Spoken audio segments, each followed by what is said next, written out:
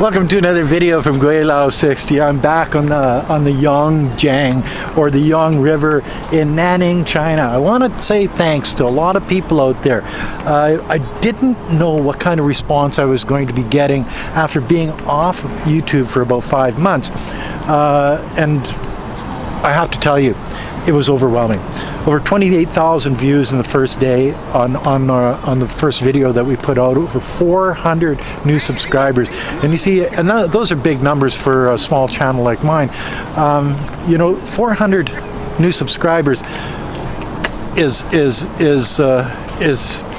as I say, big stuff in my world. So I have to thank everybody out there for the support that they've given both Wei Fong and myself, and we greatly appreciate it. Like, seriously, we greatly appreciate it. But that's not what this video is about. This video is about how China, like, I've been in Canada for 14 months. I've seen how sort of backwards the country is. And it's probably to do with the politics. And, you know, while Canada has been banning straws and plastic bags and redefining gender identification, the Chinese people have been building structures like you see behind me. Yes. Just like busy little bees, these guys, I'm telling you, oh, they're building everything. Like, people need a place to live. Things are important. Living in a home is important. Anywhere around the world. You go to East Hastings in Vancouver and ask a homeless person, they're living in a tent, how important housing is. And they'll tell you. And China knows that. So they're building housing for their 1.4 billion people. And this is an ongoing thing because there's a mass urbanization in China going on at this time, and it has been going on for a number of years. But a lot of people from the rural areas of China are moving into the cities, and they need a place to live. That's where this stuff comes in really handy. They need roads to transport their goods to market. They need high-speed trains to transport people around. They need airports and schools in these urban areas to educate the younger people. They need universities to educate the older crowd, the older kids, mind you. They, you know, they come down here by the Yang River, in the Yang River, and these guys go swimming every day. Like, seriously, they're here all the time. And I was here at 7 o'clock this morning, and there was people swimming, and there's still people swimming. But that's not what this video is about. It's just good background.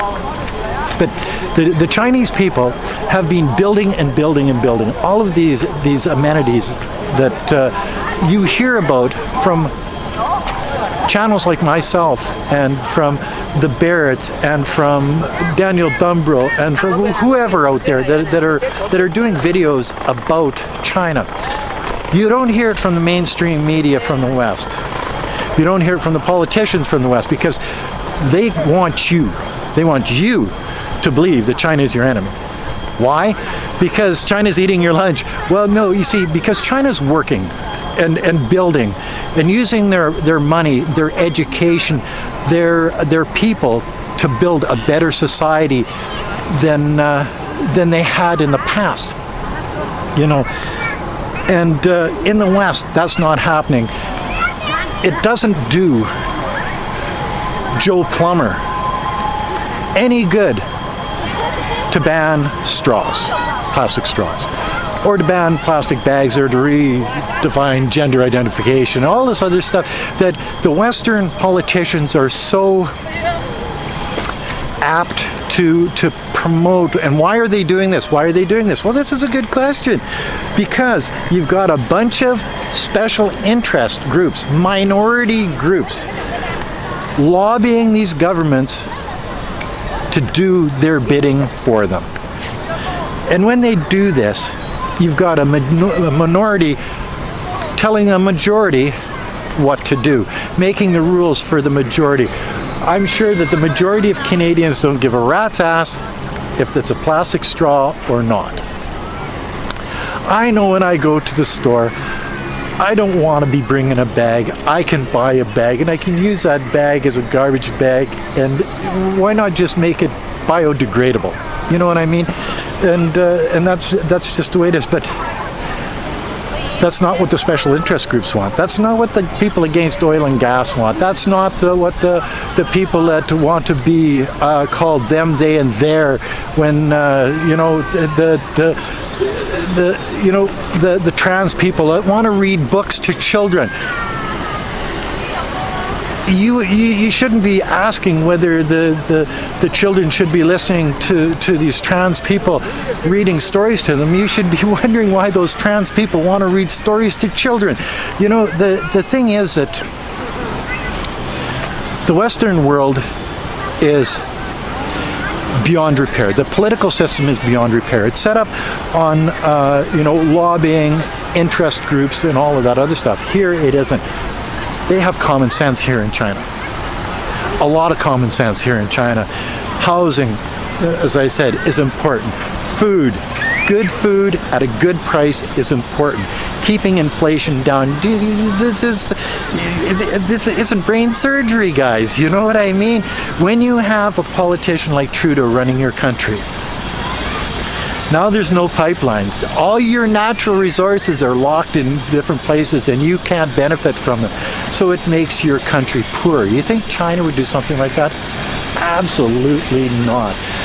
If they had those resources, they would be using those resources not just to make the lives of the people easier in China, but to make funds for the Chinese government so they could build more roads, more high-speed trains, more high-rise buildings, more schools and universities and hospitals, and you know, making it a better world for all of their people.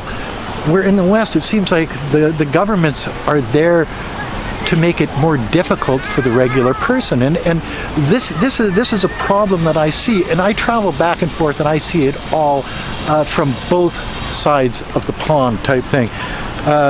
Sure, there's construction going on in Canada, but if they're building a road or upgrading a road in Nanaimo, and I just saw this, well, it takes them a year to upgrade a road maybe a kilometer long.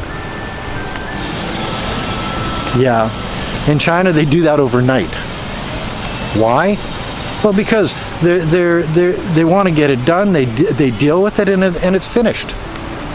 On to the next project. They build high-rises. Like, seriously, those high-rises over there, 2-3 years ago, none of them existed. That's 2-3 years. In Canada, they couldn't build one of those in 10 years.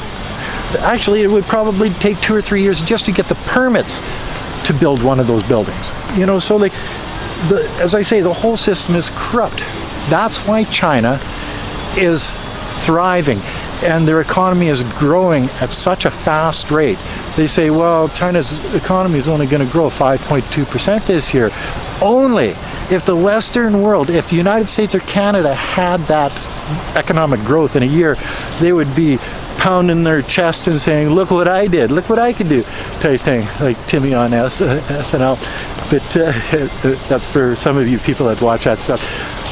But you see, as China's growing at a quicker pace, their world is getting better at a quicker pace. And you can see it, especially when you travel back and forth, like I said. And I've been watching it, and my God, Martha, I can tell you right now that given another 10 years, China will be so far ahead of any other country in the world that the rest of the world will look to China like China looked to the United States 20 years ago. Oh yes. And then and only then will the people understand that saying bad things about China isn't going to make their world any better. What it's going to do is keep their people brainwashed in the dark, not understanding what the problems are, why they aren't advancing like China is, and to look back on those politicians, on the mainstream media, the people that are spouting this China's our enemy type of bullshit, and those are going to be the people that they're going to blame for the failure of their government and the failure of the style of life that they've been used to over the last 50, 60, 70 years. It's not going to be China's fault. China's in competition with all the other countries around the world. So is the United States, so is Canada. So use your resources, use your brains, make it possible for your people to get a good wage, have a good home, have good roads, have good transportation, all of these different things, rather than banning straws, plastic bags, and gender-free identification. Anyway, that's another video from Gweilo 60. If you like this video, as always, like, comment, subscribe, push that share button. Don't forget to resubscribe. Don't forget to hit the bell. And I wonder what one of those apartments across the way costs, because like overlooking the river like that, be a nice place to live. Anyway, until next time, peace out. Bye now.